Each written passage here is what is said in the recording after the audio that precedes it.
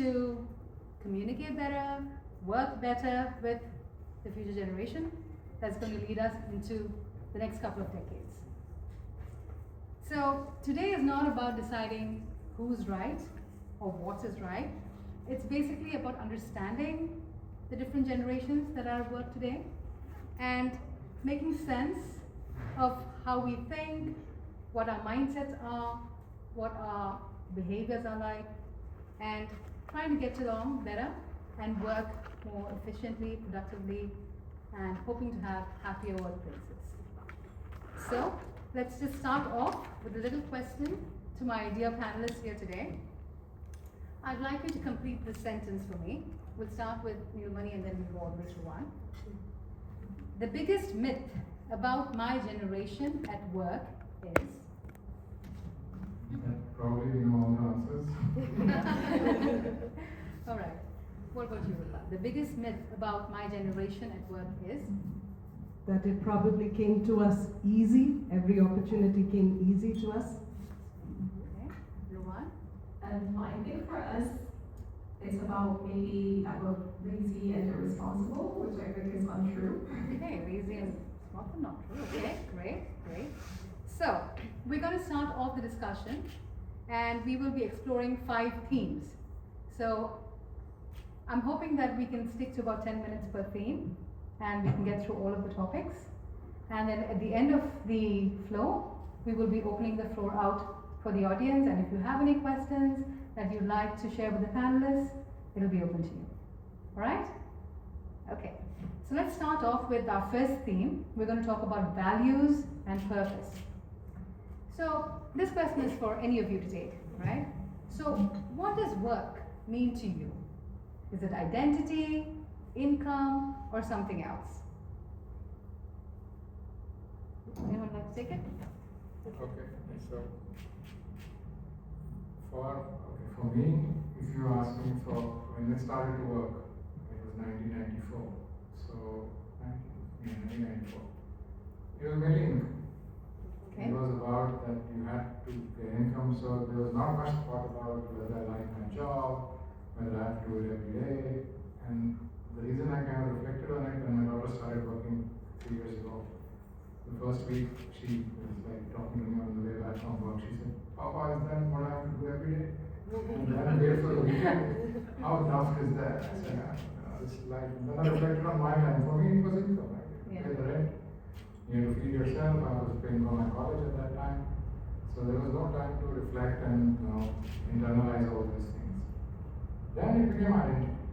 Identity because it was, that's how you were. That's all that was left. That's how people identified. They were working in a big multinational company, so it was also something a matter of pride to say, and it became kind of identity. And now, see, at 53, and I reflect and I say, now, if you ask me if I have to focus on the next few years of my remaining professional life, I would look at impact. Because that's where I would see that I can contribute more now, because income is not as important. Identity is already there, so it's more about whether I can make an impact and how I can make an impact. So that's work for me now, but it started with income first. Okay, great. Thank you so much for sharing your money. Would any of you like to add? Yeah, please, Ruma. I think personally for me it was more about independence. I think I wanted to have that feeling of, okay, now, I get to do something independently, I have my own income, and then I can decide what I want to do. But maybe it was about using the money to do stuff, in my free time, or buy things that I would like to get for myself. But yes, at the moment, would I say that it's starting to shape my identity? Definitely. I think that it's an opportunity where I'm learning about myself, my capabilities. So it's really opened up my eyes about what's out there as well, and allowed me to explore my strengths and build on them as I move along as well. Excellent. Great. And Rupa?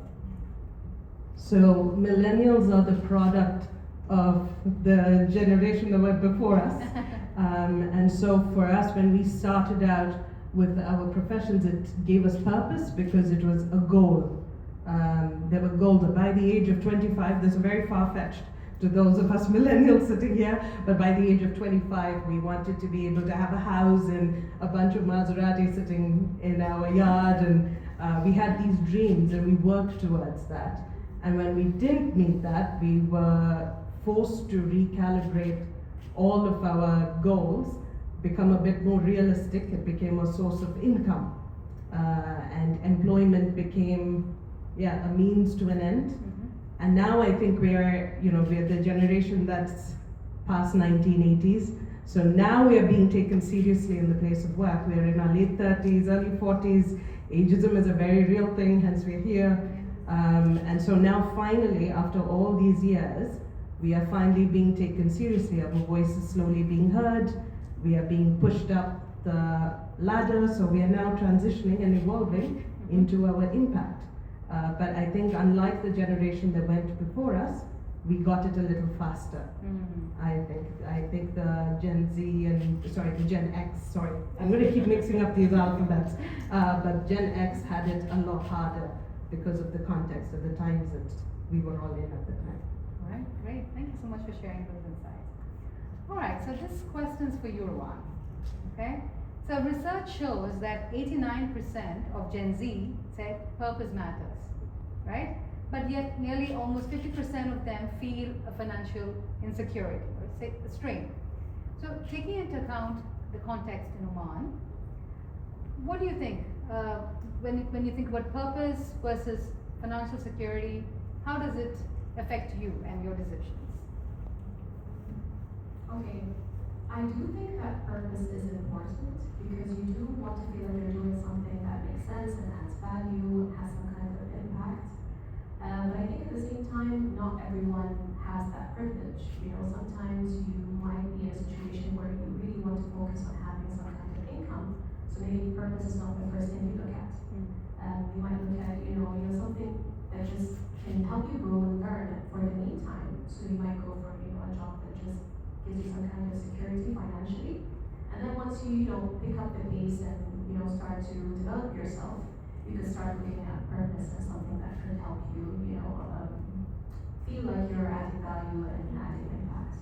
Right. Yes. So what you're saying is that you need to feel more financially secure first before you can go pursue the purposeful kind of work? I believe so, yes. Okay, great, fantastic. Thank you so much for sharing that. All right, and for you, Rupa, what is the defining psychological pattern that you typically see in millennials who have found meaning at work? Meaning at work. Yeah. And the psychological pattern for Yeah. finding meaning at work. That's a very big question.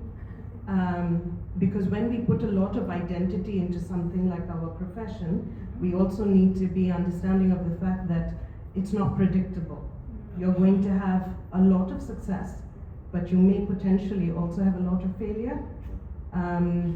So having a lot of identity put into your work and not distributing it evenly, I think particularly in the generation that we came in, the talk of psychological impact of workplace on our mental health and so on became a bigger dialogue.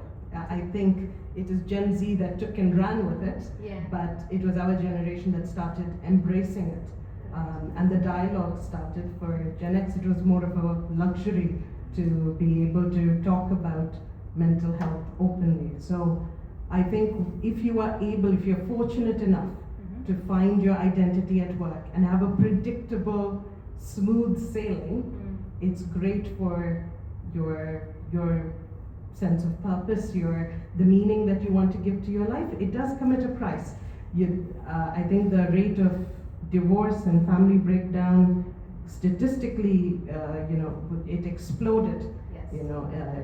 As our generation came into being. So we can already see the impact of the workplace and how much identity people put into workplace, having a social impact, which will affect therefore the mental health and the psychology of the children and the generations that come after, and so on. So it's such a big question. So if you have managed to find your identity at work, hopefully, and fingers crossed that you're having a very smooth sailing, but it has to be with the very practical reality that you can be met with some failures and you may need to enhance your resilience to be able to manage that. Okay, and what was your journey like? I was quite fortunate. I'm in a niche field. I'm in the field of psychology, and I've been very privileged to have worked here for almost 20 years now in Oman. And when I first started out, it was a very, very new field. It was still in its very early stages, and now it's taken off. And millennials had it hard.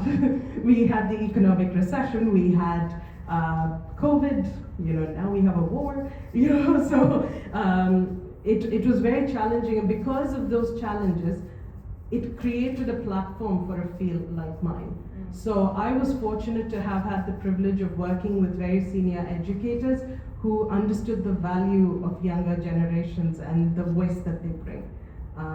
And so because of that, I was able, to have, of course, disappointments, but I'm here where I am now, and so a lot of gratitude for the journey that I've taken on. At the time it may have been difficult, but now I'm very grateful. Beautiful. Thank you for sharing with us. All right, Sunil, this one's for you. So the workplace deal of your era was perform, stay loyal, and be rewarded. Looking back, what do you think? Is this a real deal, or do you have something else to share? Yeah, I think performance is probably was the real deal. It's the real deal everywhere. Because if you don't perform, organizations have no value for you, or you have no future to look for.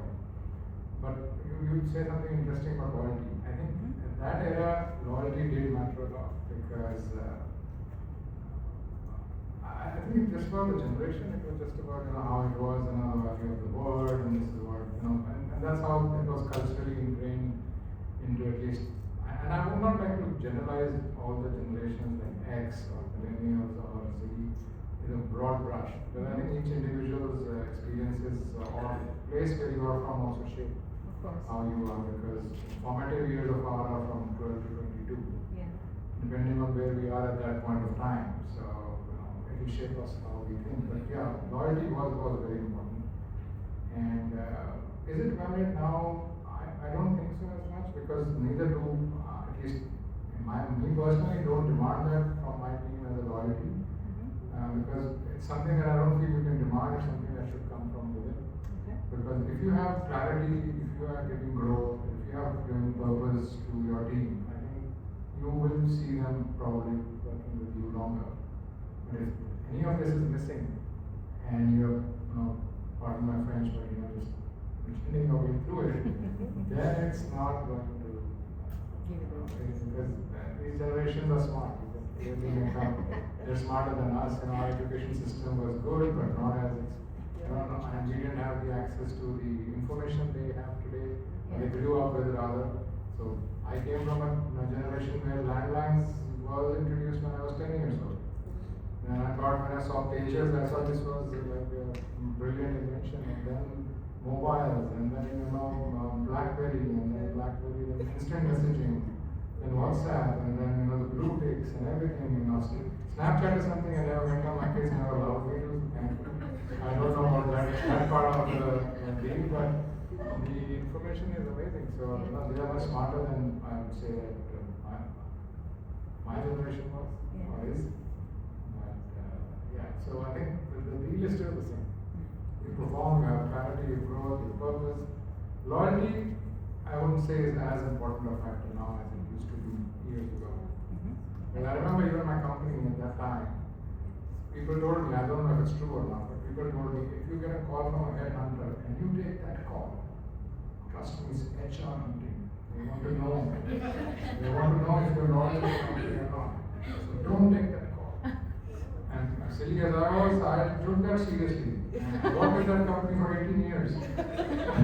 When I left, I had not one headhunter who knew about me, because I never took any calls. So, thank you so much for sharing that story. Fantastic. Excellent. All right. So now we're moving on to our next theme. And this is about communication, feedback, and empathy.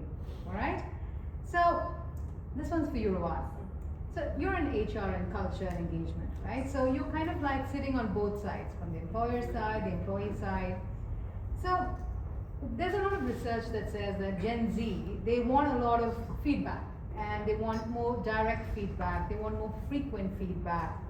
And typically the managers who manage the Gen Zs are Gen X or millennials who aren't used to, getting so much feedback or giving that much feedback. So there's a little bit of a gap there. What do you think about this? Is this true, or what is your point of view here?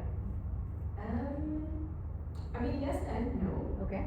I think if it's a fresh graduate, we do need that guidance because we are seeking clarity at the end of the day. So we do want, someone to actually guide us, advise us, tell us, what's acceptable maybe, what's not acceptable because, you're entering a new environment, you're trying to learn it. So I think it's quite healthy to ask questions because it shows that you're curious and you want to find out. At times it could be overdone, I agree. But I think if you, genuinely take the time to explain to them, because if you look at it from the other side, the person that you're asking the questions to, they're more experienced, they've been there for years, they understand the nature of the work, but, the fresh graduate or maybe the Gen Z coming in, they're not as aware, or they might not know the context, so they do need that guidance. So I think it's just to give them a bit of grace and patience once they pick things up and, learn, yeah. All right, great. Money, when you have a Gen Z employee, I'm sure you have many. Let's say someone, they constantly, seek feedback or they push back more often than what you're typically used to from the other generations. Do you see that as disrespect or just data about how they behave, and how do you deal with such situations if it happened to you? Yeah, it's interesting what Rohan says because the era we come from, you have to understand us, it's that no news is good news. If your boss is not calling you, that means everything is fine. If the boss is ringing you, that means there is problem. So, and we were happy boss never called us. So, but the Gen Z, you're right. It's not only young graduates, but even people who are climbing up in the organization. They want to know. I think the feedback is not so much about how I am doing. I think what I see that feedback is about what is the impact I am making to the organization. How is my work adding value to the company? I think it's a very honest question, which I found initially very hard to answer and comprehend. I would say that, okay, you have a job, you're getting paid, you're adding value, get on with it. In my head, it's like that. But then when I understood the question, and I said, okay, let's remove the noise, let's see the intent. Because the question asking is also very direct. It's the feedback is requested very instantly, and it's not a time and a place. It's not like, okay, I want to organize a session. It's not what we have typically learned. It's like, okay, we rehearsed 30-second speech, elevator pitches that if we meet the CEO, we would ask him these following questions. Here the 30-second is, okay, how am I doing and what do you think? So it's very different. So yeah, I see that, but I also started to appreciate that. Because I see dialogue or I see questions being an effort or attempt on the part of the employee or the generation to know how they're doing. It's good for the company that there is engagement. If there was no engagement, there were no questions, no calls to ask feedback, I would be worried because I would say that yes, there's some concern here because people have either given up or they're looking for a job elsewhere. So no, it's something which I take positively, but it took a while. From the first time to now here, I think there is more appreciation. And across the organization. In my company, about 160 people. And I think we have a lot of Gen Z. We would have very little millennials and Gen X, probably 4 or 5 of us. Not a lot. So I think we are the ones who are being reverse mentored now. Yes. So we have a different mindset to typically an organization which would have a very high Gen X population or an equal distribution population. I think for us, we are a minority. Right. So we you are learning how the Gen Z works here. So, Great. Thank you so much for that. Rupa, so we hear about these clashes at work sometimes, right? There are communication related clashes, and sometimes when you have a communication clash between different generations, what's the best way to kind of handle that empathetically? Yeah, so that happens a lot as well. You mentioned it at the very beginning that it's for the first time, I think, in history, we have, I think, about 5 generations Yes. currently, Yeah. all of them working together under one roof. Yeah. And so, yes, there is that Mr. Nilamani was just talking about trying to understand, the Gen Z and what they're expecting. They're not really demanding or entitled, although it can come across to those of us who are just entering that new revolution in the place of work. But I think in order to find empathy for work, you need to understand the history. I think it's important to understand context. To understand that, yes, Gen Z want feedback, they're wanting growth, they want that, what we call validation. But the reason for that is because they grew up in the era of the internet, and data was available so quickly. And so they want growth, they want it fast, they want it now, and they want to know how to get it done fast. So the feedback's very important. But our generations, both the millennials and the Gen X's, we were okay to wait, because we had the technological revolution in the 80s, 90s, when the telephones and computers and emails and all of these things started becoming a mainstay in every household. Yeah. But these guys grew up with it, so they want things quickly. Do you still remember, when we used to try to log into the internet, we had to wait The for dial-up modems. that dial-up modem, Yeah. and that noise. So we know, or we are kind of primed, socially primed, to wait. But the new generation, because of the tech revolution, the industrial revolution, there's too many things, too much competition. They have to know things quickly. They have to know how to climb the ladder fast to get the stability that they're seeking. And so when you've understood their context and the history of a particular generation, and all of us have overlapped, so this generation context is a very man-made thing in order for us to be able to structure, our explanation of why we behave a certain way. Right. But all this overlap, but being able to understand that this was the history and the context in which behavior was shaped, I think that will lead to empathetic leadership and empathetic management. Thank you. Thank you. I do have something that I'd like to add. Please. I do agree with technology now. I think that recently, at least, with AI especially, I have seen, my generation ask less questions and just ask ChatGPT or just go on Gemini. And I've also seen it at work when, for example, today we had a meeting, with our GM, and he was like, "Oh, I need a presentation on so and so." And me and my colleague, she's another Gen Z as well. We looked at each other and like, "Okay, we'll send it at the end of the day." And it was like already 1 p.m. And he's like, "End of the day, you mean like 3, 4?" We're like, "Yeah, we'll just get it done." So he was surprised. He was like, "How are you going to do an entire presentation by the end of today?" And we were like, "Yeah, we have, Gamma, we have Gemini, we have so many things that we can, use." You have the tools, right? And it's gonna be like a high level presentation. We just need your initial approval for us to proceed with the next steps. So he's like, "I like that, I want to see that." And we did actually, I was with her on a few calls and we managed to do it and send it over. So yeah. Look at the speed at which you started doing things, Yeah. creating stuff. Amazing. Absolutely, yeah. All right. Excellent. Your generation doesn't know what a fax is. Because I remember, not very long, 2010, I think. Yeah. We were dealing with an insurer in Tunisia, and they had only a fax number on their policy document. Oh, wow. In 2010. Yeah. So I told my legal counsel, and she said, I don't have a number for them to communicate. I said, "Show me the policy." And I said, "No, they have a fax number." I said, "What's a fax?" I said, "Okay." Yeah. Have you ever seen a handwritten letter posted with stamp and stuff? That's not fair. think I don't that's- think. No, I think. That was a different time. I think once emails came. In the movies, right? Yeah, I think once emails became, Yeah. a staple, Yeah. it broke down Yeah. completely. So I don't remember the last time I saw someone actively making a stop at a post office. So I think, Or waiting for a postman to. or the come and postman, visit. oh, the Yeah. beloved Opening the postman. post Yeah, office. yeah, yeah. Yeah. So those like yeah, these are like bygone eras. Yeah. All right.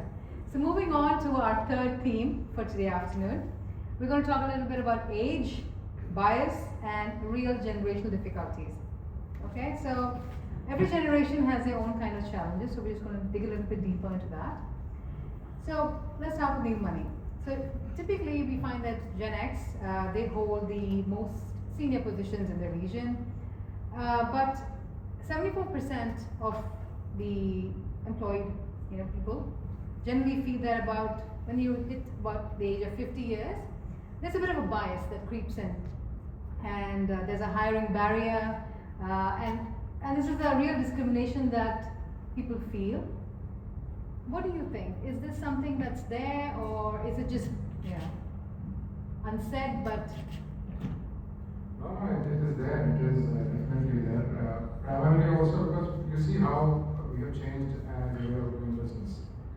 The norms today, we're talking of technology, we're talking of AI. Ravan has put on a presentation in a couple of hours. Yeah. So the value of experience, skill, it doesn't matter. Whatever she did, probably if she didn't have that tool, she would have had to consult some people, refer some research books, do some research on the internet, spend some time. Maybe somebody with 5-10 years experience, more experience, would have been able to put it together faster if the technology is aside. But it's really a part of how we do business. So the value of my experience, of my generation's experience, is there in terms of mentoring, in terms of coaching, in terms of guiding, but so much in terms of bringing in the institutional knowledge or the value that really they will associate with the financial aspect is very different. It's not the same. Because if today I have to go seek an employment somewhere, I'm not going to go for price that or compensation that is not suited to my experience. But the organization, on the other hand, is going to find it extremely hard unless I can add that much more value to them in terms of all these areas. So that is real. And that is not happening. That's not happening to us. It will happen to every generation. Of course. That's why I remember in 2014 when the oil boom was happening, and everybody in Oman got jobs, and the average salaries were 900 for graduates, 600 for diploma holders. And there was a boom. People were going and buying gadgets, buying cars. And I told my team at that time, and I tell them every time we have a town hall, I said, focus on employability, not on employment. Because employment you will get if you are employable. And what is employability is when you are moving with the time, when you are adding value to your own self, and that's when you will be able to add value to the organization.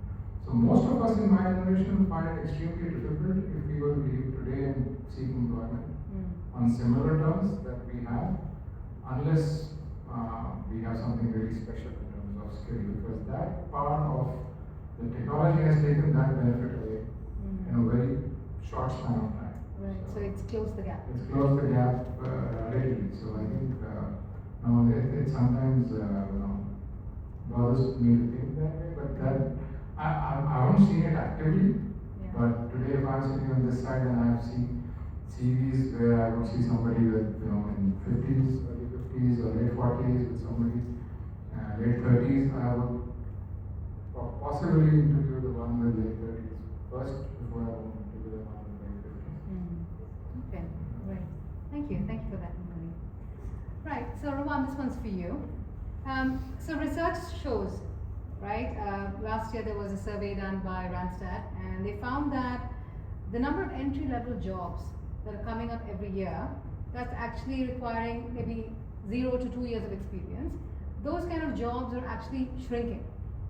So nowadays, when you apply for a job or the kind of jobs that are coming up in the market, you are expected to be job ready, and you're expected to be quite AI fluent as well. So this is quite different from the previous generations, right? So we have that time to kind of learn on the job, which is kind of, taken away from the younger generations.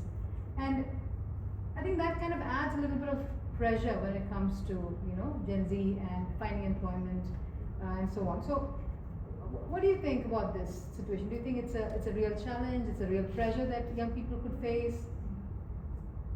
There is quite some pressure, to be honest, because AI is still quite new and evolving, and they're still enhancing it. So to expect somebody to instantly be AI fluent, even though they're Gen Z, I think adds a lot of pressure because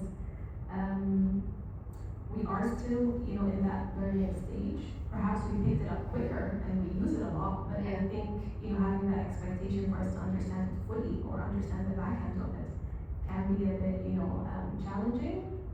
However, I think that I can't speak for everyone when it comes to Gen Z, but I do think there's a lot of curiosity when it comes to how we look at things, try things. We're always, because I think we get bored easily sometimes. So we're trying to, explore other, apps, platforms, whatever it is, just to see what's out there and explore it and see if we can have fun with it. Because I think there's a huge market now for a lot of creativity and, starting your own business or doing something that you're really passionate about. So I think that, there is pressure, but at the same time, we embrace it and we're trying to be, up to the standards, basically. Great, good to know. Right, so Rupa, you're the generation in the middle, right? So you've had to manage both up and you've had to manage down as well, I'm sure, right? So you've probably had Gen X bosses or colleagues and you have Gen Z team members, right? So, and then of course you have the pressure of, like you mentioned earlier, financial pressures, recessions, COVID, wars, and whatever, uncertain weather, etc. So you kind of squeeze between these two generations, right? So how do you manage that kind of squeeze, or what do you think millennials do to kind of handle both of these? To juggle these. Yeah. As I was listening to both of you, I was thinking that I think as a millennial, I find myself in a very fortunate place because we were raised by the generation X. We were taught certain work ethos. Yeah. So we do understand that mentality. Right. Did we like it? No. But we did, and now that we are approaching, an adult maturity and all of that, we are able to come to terms with it. We see the logic, and we approach it differently. But at the same time, we are also able to adapt quickly to the challenges that come with new tech.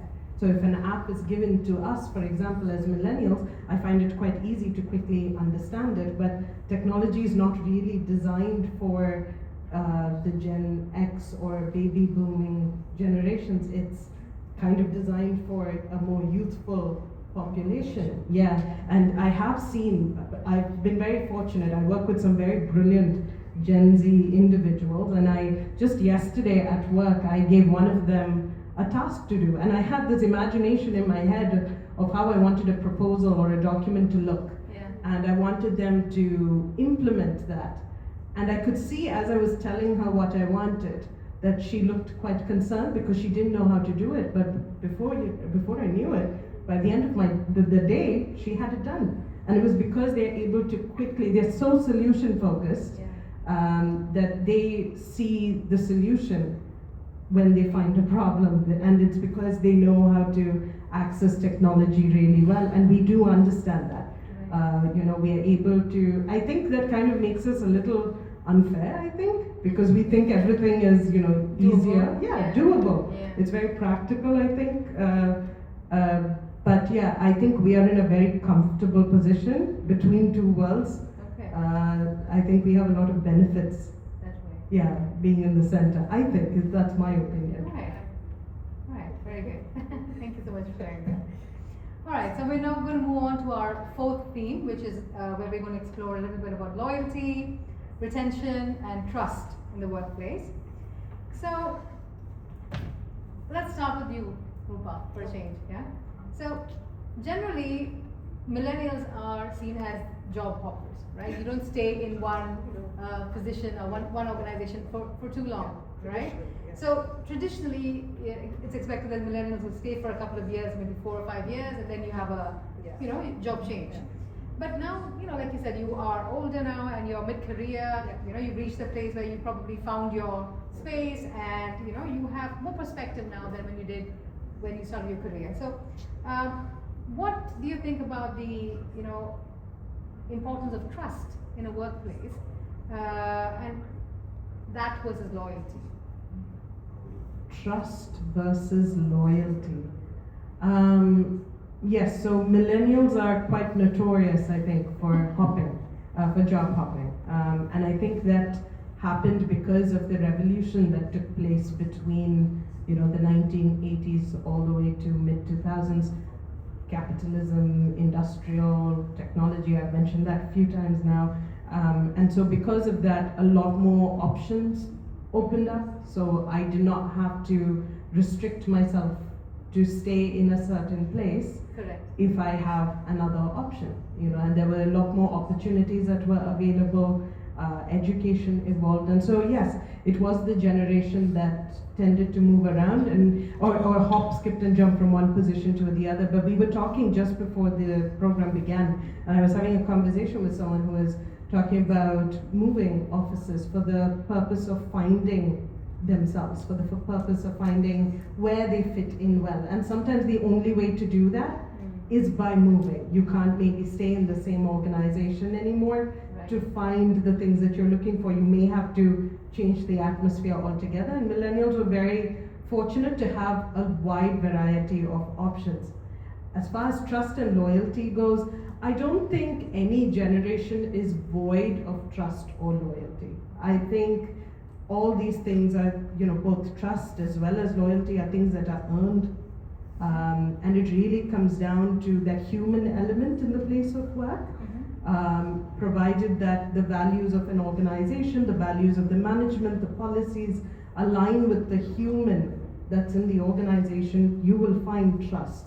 I have always said from the very beginning of my career, a job needs to give two things. It needs to give you a career and it needs to give you an honest means of an income. And if these two things are there, everything else kind of just falls into place somehow, because an employee knows that the company is going to look after them or a manager is going to look after them. Right. So these things can be earned. And yeah, that's what I think. Right.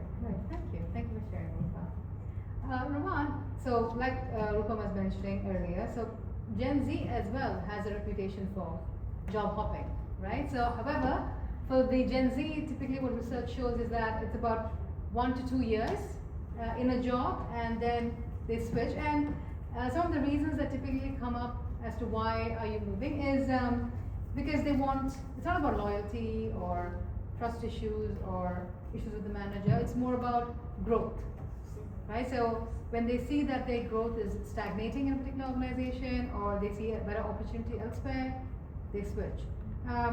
What do you think is it that makes people stay in an organization? How can you retain your people better, the Gen Zs? To retain Gen Zs, I do think that growth is very important. I do think that we seek clarity when it comes to our career path. Where are we heading? What kind of development do we need to grow? But at the same time, and this is also based on a lot of conversations I've had with my peers, is that many genuinely focus on the workplace environment. If it's toxic, you feel like you're dismissed, you're belittled, you're not really heard, we will leave. So I do think that the workplace environment is one of the, personally, and what I've seen from others, is a huge indicator of whether we would stay or not. Because we do want to feel that we're respected and heard, and that our ideas are valuable, and that our contribution is valuable. So if the workplace environment is very very rigid, it doesn't really allow you to be a bit creative, or doesn't allow you to add value, or you can see your own impact, that does make us think about going somewhere else where we would feel like we're more heard and our ideas are taken into consideration. We also don't really like being micromanaged either. We really appreciate that sense of flexibility, whether it's with timing or with tasks, whatever it is. We do enjoy that space that's given to us. So yeah. Great, thank you, Rohan. So Nilmani, So last year, when Gallup did their employee engagement poll, what they found was that Oman actually leads the MENA region by in terms of employee engagement, and the score is 27%.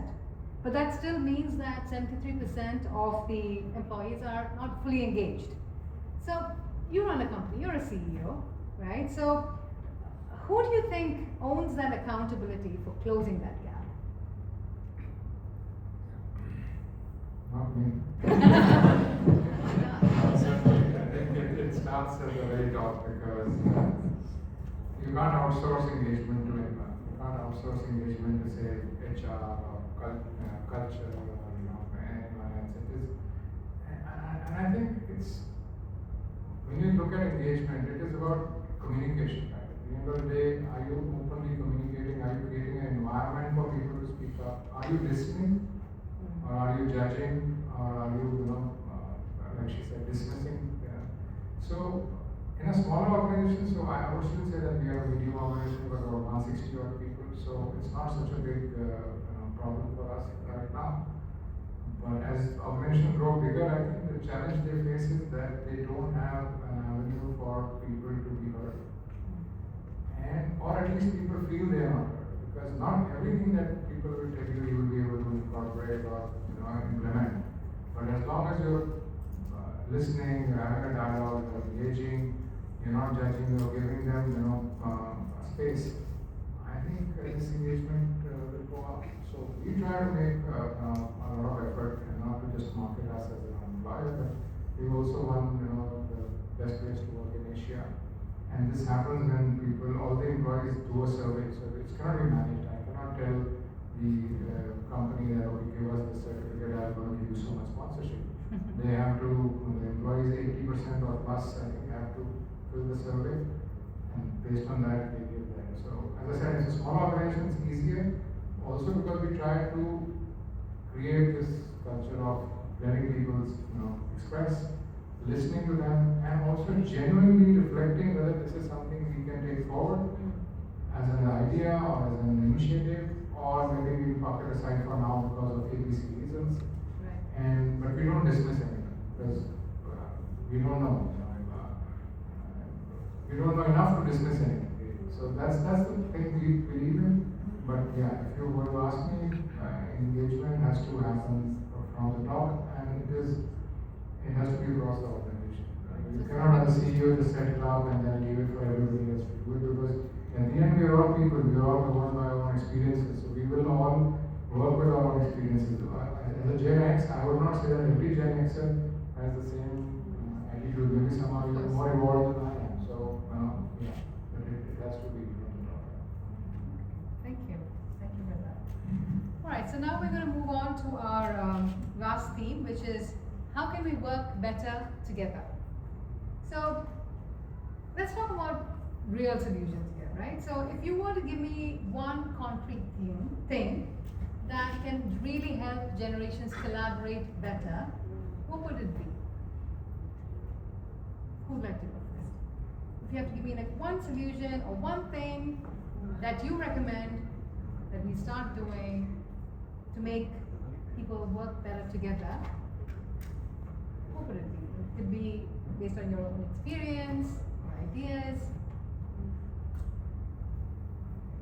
Yeah? I would say reverse mentoring. Okay. Yeah. Because what we face is lack of understanding. So, and I can say that because I've got two kids, both are Gen Zers, one's 2000, one 2004. Yeah. If you apply the definition, I think they're both Gen Z. Yeah. So, it's about, I think, listening, getting mentored by them, because now they are adults, one's 25, one's 22.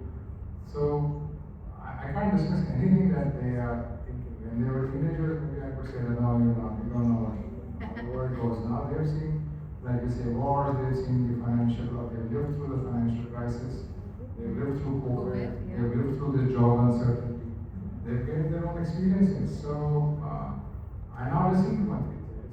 So I think probably reverse mentoring can help in bridging this gap, bringing more understanding. And I don't want to say it, but I think my generation does not